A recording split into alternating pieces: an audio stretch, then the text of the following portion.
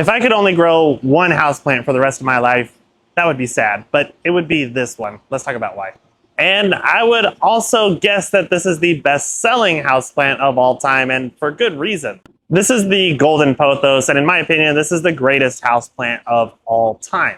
And that's because, one, it's very easy to care for and propagate, but also it's extremely versatile. In the sense of, not only is it adaptable to both low light situations and extremely bright light situations, but it can also take high levels of water or low levels of water, and that makes it so much easier to care for in a home setting.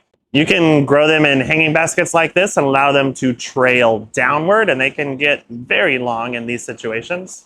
But not only that, when we're talking about aesthetics, you can really do a lot with this plant. And speaking of, as the vines get longer, that also opens up a lot of different options. So some people will tack these up along their wall and allow them to spread horizontally on the walls of their home.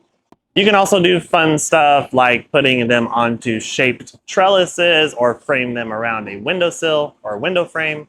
If you want them to be more of a bush type of plant, you can either weave it back into itself and it'll actually reroot back into the pot if you can get these vines to go back into the pot.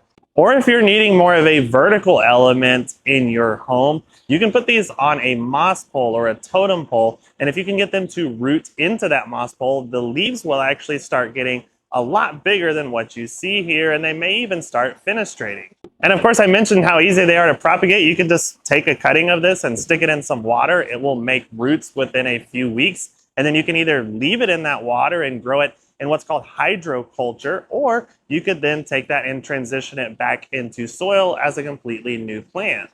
And of course, once you've got those new plants, you can then share them with your friends. But it's because of all of these diverse reasons why I love this plant so much, and I'm going to keep growing it for many years to come.